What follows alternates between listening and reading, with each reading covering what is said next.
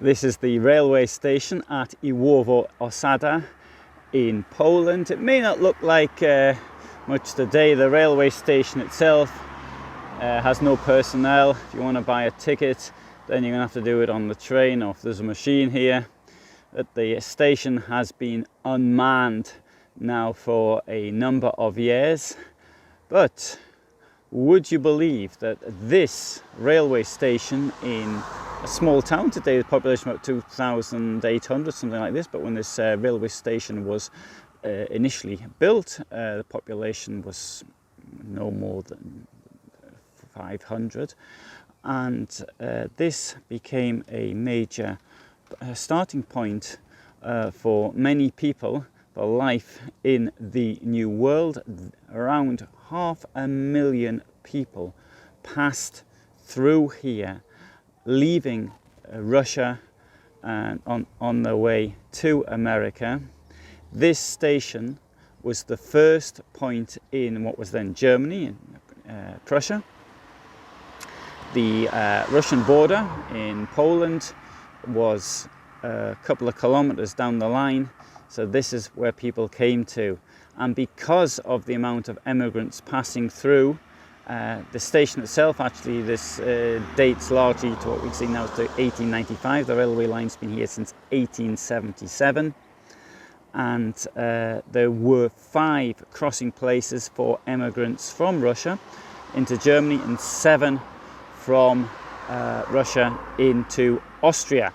Now, people passing through here in 1904, the German government decreed that immigrants in transit had to only use German ports, so that's to say Bremen or Hamburg. Those that were going to say Antwerp or Rotterdam had to pass through Austria in a very roundabout way. So you go from Austria, then you go into Switzerland, then into France, and that would be a rather expensive option because of that, because of the price and everything. This made things very difficult for new immigrants to the United States above all, but also to other countries such as Argentina. Let's go and have a look down at the station.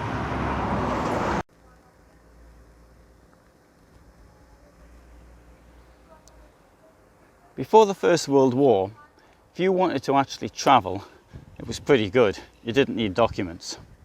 Well, there was one country that needed documents, and the bad news is that's the country most people wanted to leave. That was Russia. If you wanted to leave Russia, in order to get a passport and permission to leave, you needed 3 things. If you were a young man, you needed papers from the army, which stated that the army's giving you permission to leave. It either wasn't interested in you or you'd done your military service. You needed a document from the police which said you weren't wanted for anything, and you also needed ID documents. And you can see, in a highly corrupt society, this could be a rather expensive thing to actually obtain. The result of this was, of course, that people often didn't have any documents at all.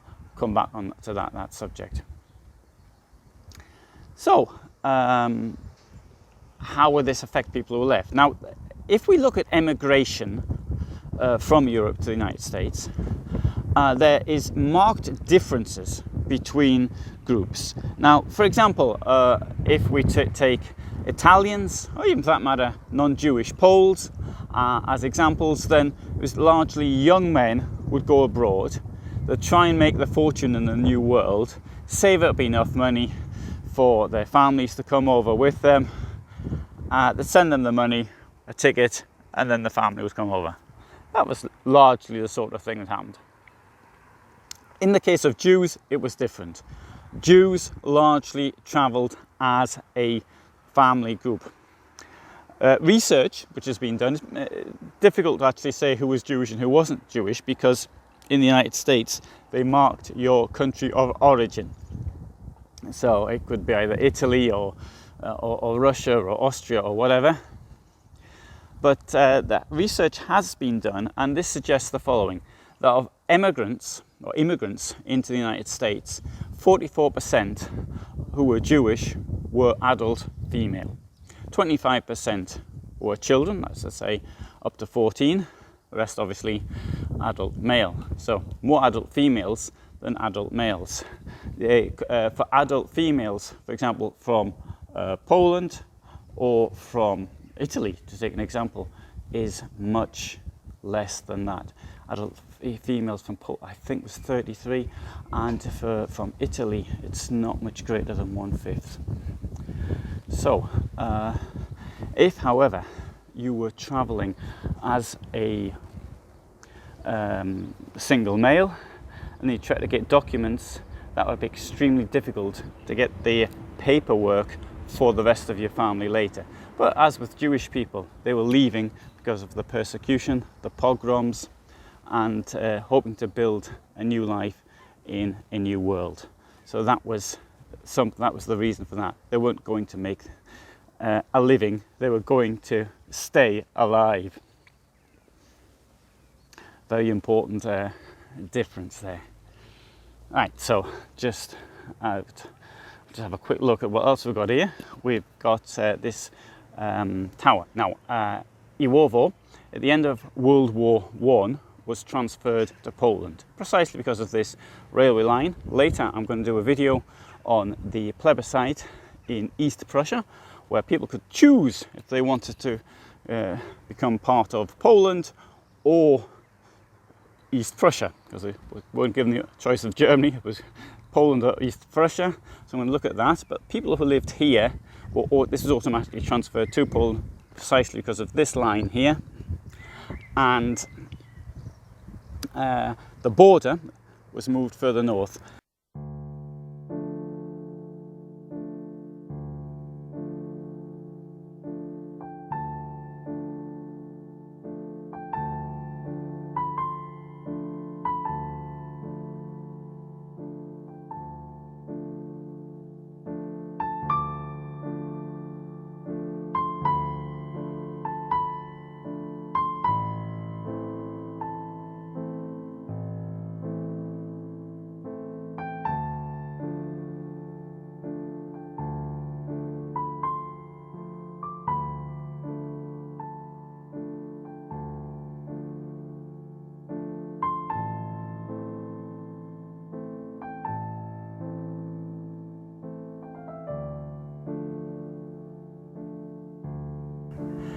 In 1920, this area here was actually captured by the Bolshevik forces.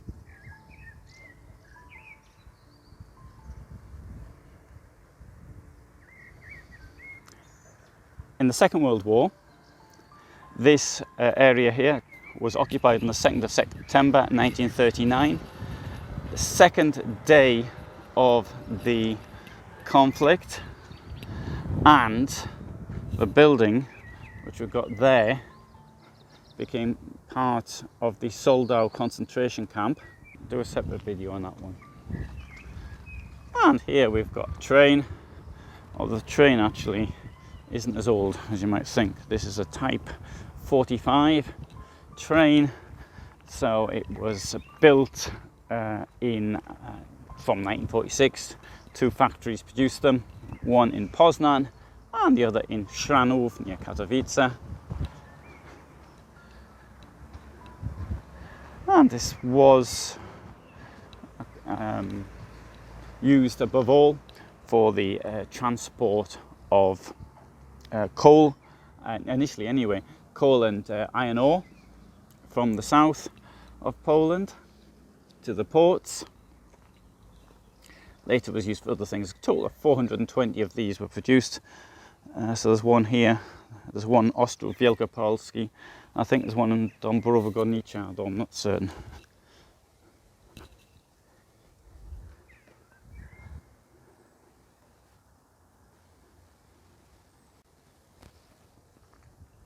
Around 1892, there was an outbreak of cholera in Hamburg, and the authorities, more or less naturally I suppose, decided that the immigrants that were passing through had something to do with it.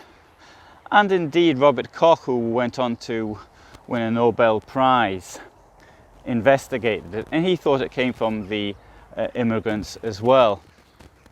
As it happened, the outbreak of cholera was eventually traced to 6 French seamen. As a result of this outbreak, German authorities decided that they weren't so keen on their country being used as a transit country, but because of the huge amount of money that was involved in the emigrant business, the shipping lines strongly lobbied to have something done about it, to have controls put at the border to check that the health of the emigrants, or immigrants, depending which way you're looking at it, was okay. And what they did was they built, and the 5 transit points in Germany, places where the health could be checked of those emigrants who were passing through. And one was built here at Iłowo. And at this point, whereas there were controls, the people who came here had to actually pay for the control. They were looking above all for skin diseases. Now let's bear in mind, if somebody got to the United States, was found to have a disease, it was up to the shipping company to pay for them to return.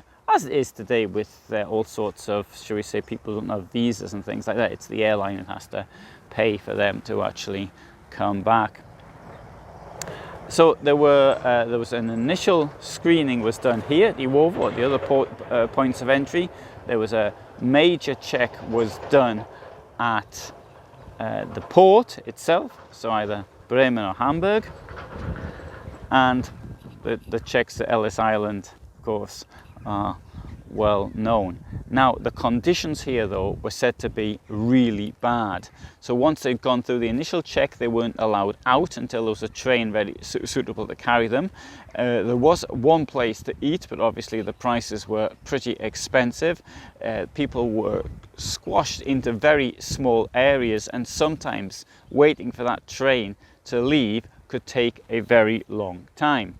Furthermore, the shipping lines tried to make use of the fact that people were sort of in a captive audience. They tried either to upgrade their tickets or to sell them tickets just to use their lines. Furthermore, there's many emigrants up until that time had actually used British lines, so either going to Hull or to Liverpool, or to Hull and transiting through the UK to Liverpool. They tried to get them to buy tickets that would take them all the way through to the final destination, normally being New York. And they would use, it would seem from the accounts, quite strong-arm tactics to actually get them to do that. One account I read was of a family, and they want the shipping line trying to get them to upgrade from 3rd class to 2nd class, and saying without that they couldn't move on. Sort of typical sort of strong-arm sales tactics. I think most of us have actually heard, and this would have taken them more money than they actually possessed to have actually done such a thing. Bear in mind, as far as food was concerned, particularly the Jewish people, they didn't know if the food was kosher or not, or they just quite rightly suspected it wasn't kosher. They continued to eat them, whatever potatoes and herring they might have actually brought with them through this long journey that they had taken. Now, as far as I can see, there's nothing left now of the sanitation epidemiological station that once stood here. I stand to be corrected. Maybe there are buildings which are still in existence. As I said, there were less than 500 people living here at the time the railway came here in 1877. But with all the people passing through, the work associated with customs and all the rest of it, new housing was needed, and these houses were built.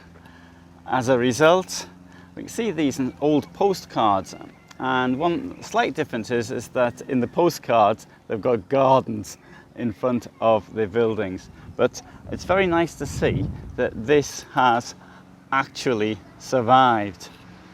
And I'm going to show you this building here as well, because this I find quite fascinating, in as much as that this building was part of the concentration camp, as I said.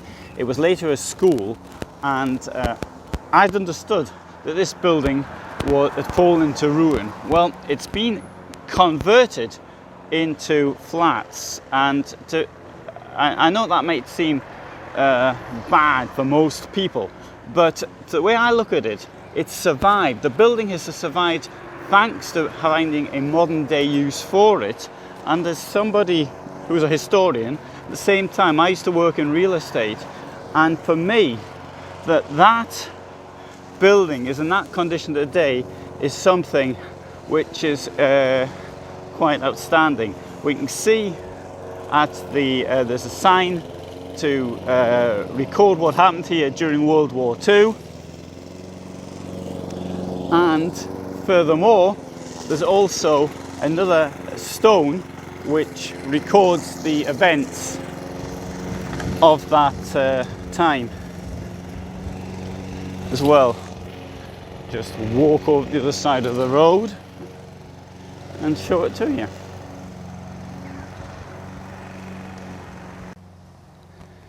So this stone is in memory of the people, both children and adults, who were killed by the Nazi camp that operated here until 1945.